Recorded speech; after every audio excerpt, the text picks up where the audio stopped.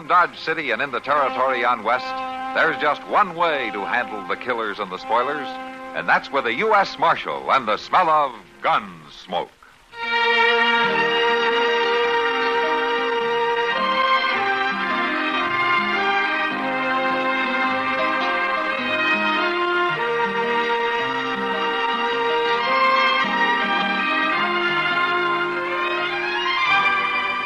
Gunsmoke, starring William Conrad, the story of the violence that moved west with young America, and the story of a man who moved with it. I'm that man, Matt Dillon, United States Marshal. The first man they look for and the last they want to meet. It's a chancy job, and it makes a man watchful and a little lonely.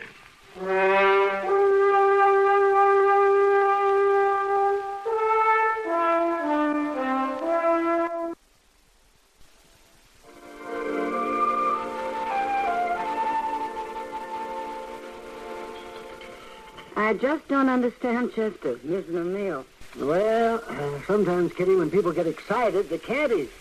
And Chester's mighty excited. We all know that. Don't worry about him. He's not missing any meals. He ate supper early, and I'm pledged to bring him a half a pie when I come back.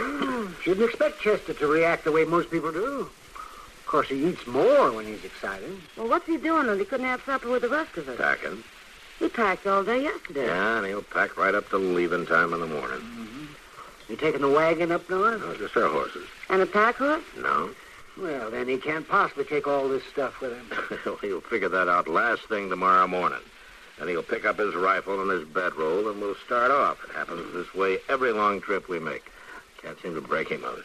How long since you were up on the agency? A couple of years. Yes, I remember, too. You and Whip shot enough deer to feed us all winter. Chester stayed on with the squaws and made me a little pottery bowl. Yeah, Chester's not much interested in hunting. Well, now, maybe that's good. You turn a wild man like Chester loose on the agency, he's liable to clean it of game in no time.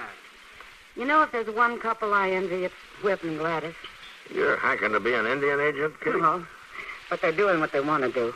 They believe in it, and they're good at it. Yeah, I sure never heard of Whip having any trouble with the Sioux. Have you, Matt? He's fair. The Sioux know it. They're a proud people. Whip respects that. Gladys is a big help, too. No, Kitty's right. It's a good life. I'll bet they'd be glad to see you. A surprise, most likely. Surprise? Well, are you saying they're not expecting you? Oh, I'm saying I didn't write ahead telling them I'm coming. Why, Matt Dillon. They told me to come any time, and they got something near 400 Sioux on the agency, and 2 more people, one way or the other. Aren't going to matter much. It'd be a courtesy to Gladys. You get any mail from trail bosses or drovers telling you they'll be coming up from Texas? Well, no. Of course not. Well, you know they'll be coming, don't you? Well, sure I do, only... You'll be glad to see them. Make them feel welcome once they're here, right? It's not the same thing at all. Doc. Huh? Me? Oh, no, you don't. I quit listening a minute ago. I'm not going to get drawn into this discussion, even if I have to go and help Chester pack.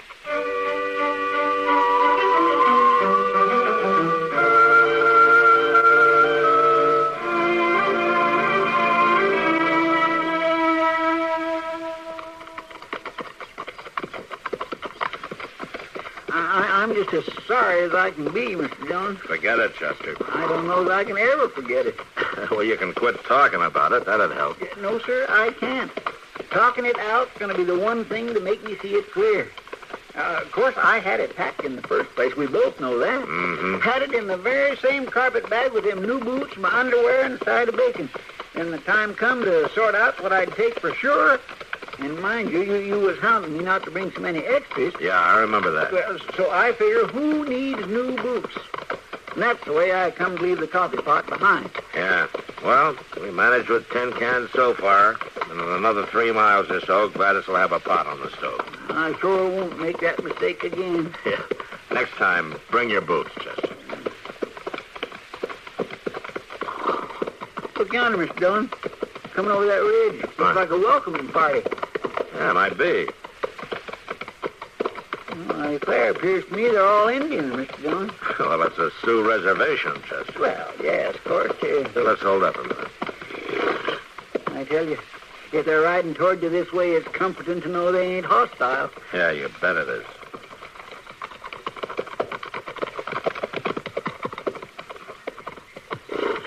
You, both, get off horse. Aren't you Big Feather? I am Big Feather. Get off horse. Mr. Jones? Get off, Chester. Tonya, Huh? look through packs. Make search. What are they looking for, Mr. I don't Jones? know. I guess you don't remember me, Big Feather. Matt Dillon. You are friend of White Agent. Big Feather know you. You bring wagon? No. Bring pack mule? No, we're just as you see us. You find nothing? Nothing, Big Feather. Why you come? To visit my friend, the White Agent. He asked you come? No. What's wrong here, Big Feather? Has something happened to Whip? You ask him. He's all right then, huh? You ask him. Big Feather, I've come here before many times. You and I, we've hunted together. I count you my friend, too. Why do you stop me now and search me? You have many questions. White Agent has many answers. Now, I ask you questions. Why you let me stop you? You have gun. Look, me, my braves, we have no gun. So he's right, Mr. Jones. You know, one of them has a gun. Well, who took your guns, Big Feather? You ask White Agent. Will I be stopped again on my ride in? My people will not stop you.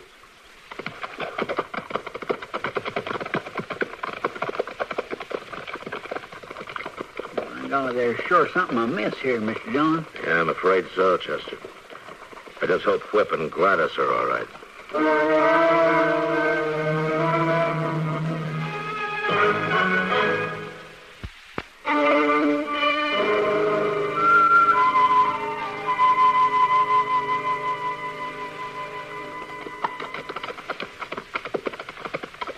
Mr. Jones, it's kind of eerie like.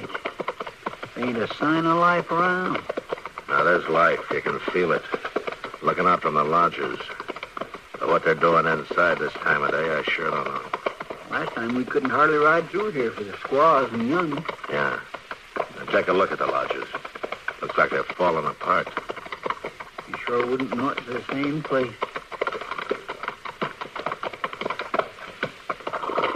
Well, we're bound to find out some answer here. Mr. Dillon, Whip's house ain't looking too suited south. No, it isn't.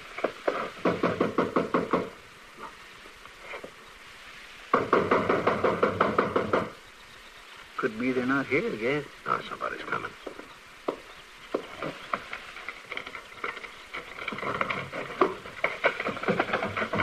Get out of here, I'll blow your head off. Whip. Matt Dillon? Yeah. You can put the shotgun down. You, Chester? Yes, Whip, too. You can't always tell what's there and what isn't. Come in, both of you. Come on.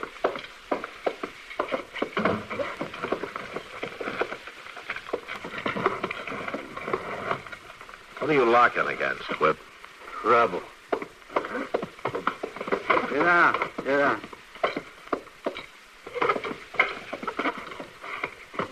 Have a drink. No, thanks. No, thanks kindly. Maybe you don't have to keep going. I do. What kind of trouble do you expect, Whip? What kind is there? Indian trouble. I never heard of you having Indian trouble. Oh, I got it now. I made my mistake treating them decent, figuring them for human. Well, they're not. The more you do, the more they want. Like their guns? What do you know about their guns? Big Feather and some braves stopped us on the way in and searched our gear. How'd they stop you without guns? Well, that's what Big Feather wanted to know. I figured we were on your agency. I'd oblige him. Oblige? You got their guns, Whip? I got 'em all right, under lock and key in the storeroom. And I'm keeping 'em. I watch over 'em half the time and Gladys the other half. That's where she is now, the storeroom? She's there, all right. I tell you, Matt, this is no life. It's no life at all. Chester and I can spell Gladys for a while. You can both get some rest. No. I never even asked what brought you up this way. And I had in mind some hunting. but that'll come later. You sure you won't have a drink? What was that? Oh, artillery like this. We got army near here, you know. Yeah. Well, we'll head on out to the storeroom. You get some sleep, huh? You just might, Matt. With you here, I might sleep. I just might feel safe enough.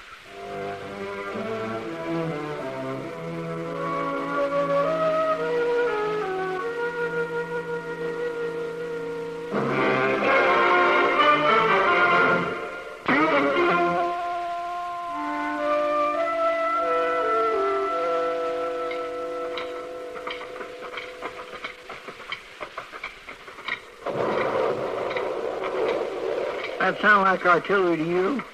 No, it's not artillery, Chester. Heaviest I ever heard, it is. I haven't heard it enough to be sure, but it sounds like dynamite to me. Here, I guess Gladys will be inside here.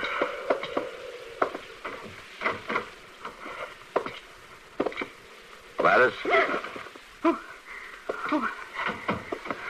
Matt. Matt. Oh, you gave me a fright.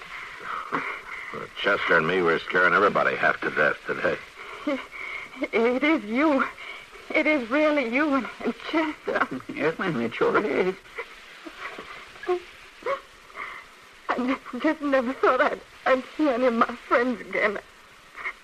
I'm sorry. What? Gladys, is it that bad? Oh, Matt, it's hell. It's plain hell. Well, what happened? Have you seen him? Whip? Yeah, sure, we've seen him. I still don't get the straight of what's going on here. Well, don't expect it from me, Matt. I don't know. I honestly don't know. He's not the same.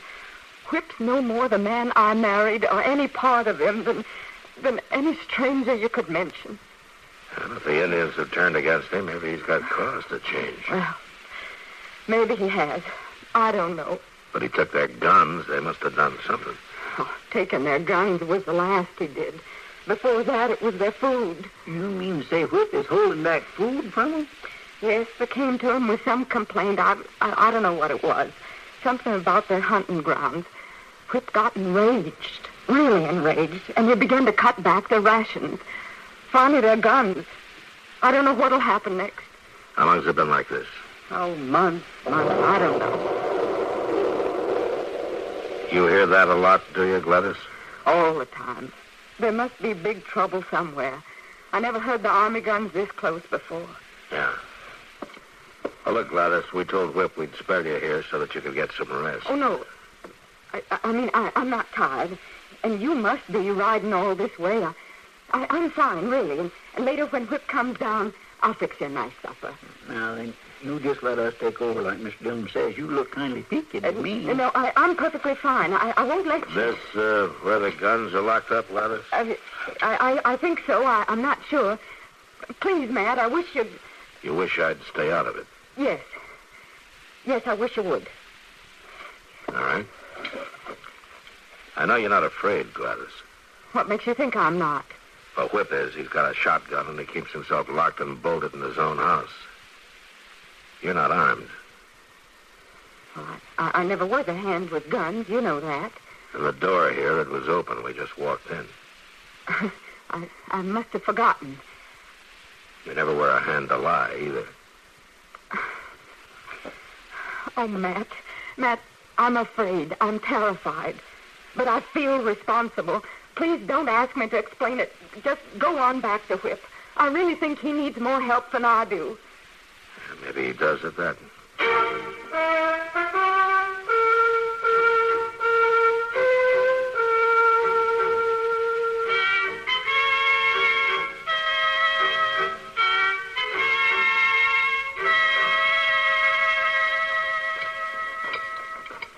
I've been mulling it over in my mind the afternoon long, Mr. Dillon. I just don't understand Gladys giving them guns back to Indians. I didn't say she did, Chester. I said the lock on that cabinet was forced, and she sure didn't want me to look any closer than I did.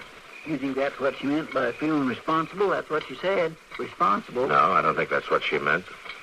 I'm hoping Big Feather can shed some light on that. Maybe. Only it don't make sense. Say she did give Big Feather and the others their guns. Won't they just turn on Whip, kill him, maybe? Oh, Chester, he's outnumbered 400 to 1. If they wanted to kill him, they could have done it long ago. Well, how come they had guns in the first place? The treaty, the Sioux, Cheyenne, natural hunters, the treaty gave them the right to keep their guns for hunting if they came on the reservation. Well, you saying Whip has broke the Indian treaty? And on the face of things, yes. Maybe he's had cause. You sure this is Big Feather's lodge? Was the last time I was here. You come from White Agent? I come on my own, Big Feather. You and I make talk. You talk. I want you to take me hunting tomorrow. Like before, you and I hunt together. No good hunt. Now, what do you mean? Game run. All gone. No good hunt. Well, what happened to the game? Ask White Agent. Now, listen to me, Big Feather. I want some answers out of you. Everything's changed here, and I want to know why. I want you to tell me what's wrong. You not believe game all gone? Not until you show me. I don't believe, no. Tomorrow, with the sun, I show. Good, with the sun. You bring your rifle, we hunt. Not have rifle. No guns. You sure? No guns. Or maybe your friend, the white squaw... No friend. Take papoose. No friend to Indian. Now, what do you mean? First hunting grounds, then food, then guns. Now take papoose. Take papoose? You will hunt with me tomorrow, Big Feather? With the sun.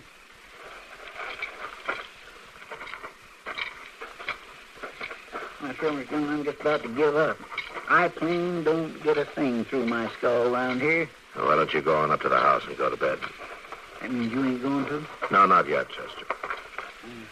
I'll go along right enough. This sure ain't been the day I looked forward to. Good night. Good night, Miss Jones.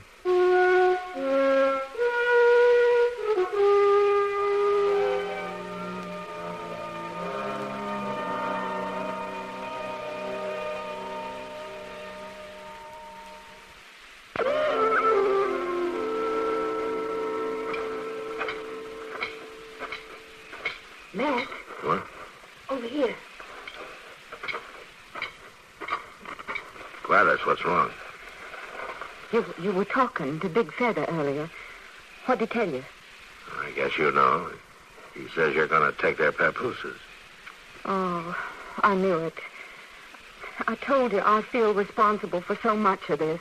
I thought I could make him understand, but it only made things worse. Understand what?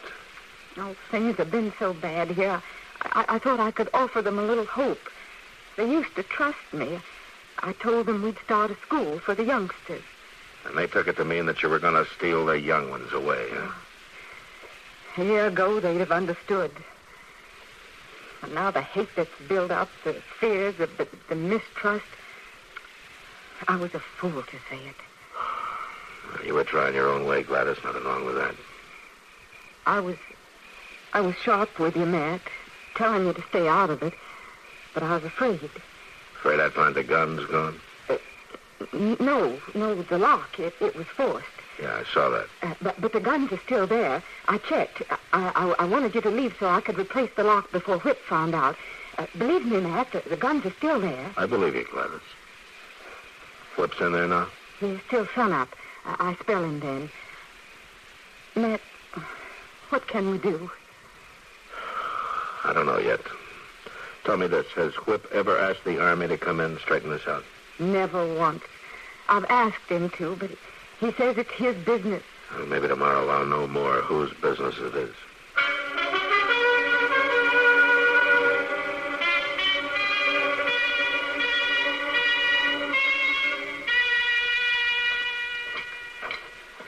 Mr. Dillon, I'm so glad you're back. This is a terrible thing. What is it, Chester? He's had him standing there since he found out old men, women, all this day. In the hot sun, no water, no food. Oh, what the devil for? It's them fool guns have been stole. He's been hitting out at everybody. Near beat Gladys to death before I pulled her free of him. When did it happen? Right after sunup. Right after Gladys spelled him. He went back to the storeroom and found them gone. Oh, he has been so mean, Mr. Dillon. All right, where is he now? Yonder, tearing their lodges apart, looking for them guns. You better look out for him. He's drunk and wild. You better look out for me. Look, there he is. Yeah, I see him. Whip. Whip! Stop it! You in on this too, Dillon? If you've got trouble, you're asking for every inch of it. They got their guns back. I can't find them, but I will, and I'll turn them on the lot of them. You're out of your head, Whip. Now, what kind of a friend are you? I've seen the miners, Whip, blasting holes all over the reservation, driving the game away. That big artillery you were telling me about. Now, they tell me they pay you pretty good to let them mine on government property. You hear me? They got their guns back, and I gotta find them. I'm not going to help you look. It's a rotten thing you've done, treaty breaking. This could start an uprising, sure. All they need is their guns.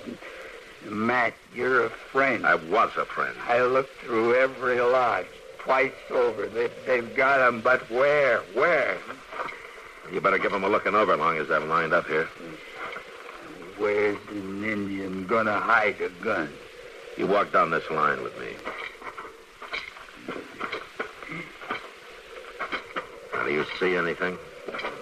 A lot of mangy Indians. That's all. Come on, let's try another lineup. Why? What for? This is just a waste of time. You're crazy blind, drunk, mean blind. You take a good look. Up and down all the lines, Whip. The beads the squaws are wearing, the bracelets, their shells, cartridges. The old men are leaning on canes, only their gun barrels. The kids got arrowheads hanging from their belts, and right along with them, gun locks, hammers. You mean they took the guns apart? They're wearing them? Yeah.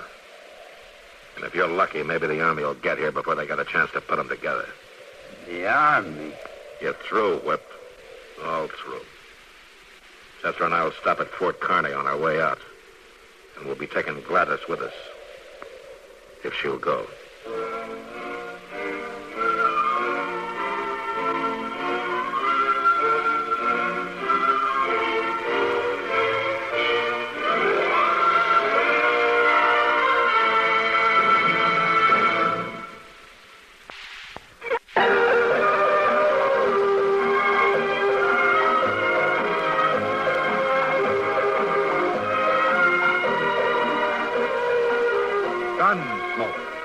Produced and directed in Hollywood by Norman Macdonald, stars William Conrad as Matt Dillon, U.S. Marshal. The story was specially written for Gunsmoke by Kathleen Height, with editorial supervision by John Meston. Featured in the cast were Virginia Christine, Vic Perrin, and Ralph Moody. Harley Bear is Chester, Howard McNear is Doc, and Georgia Ellis is Kitty. This is George Walsh inviting you to join us again next week when CBS Radio presents another story on Gunsmoke.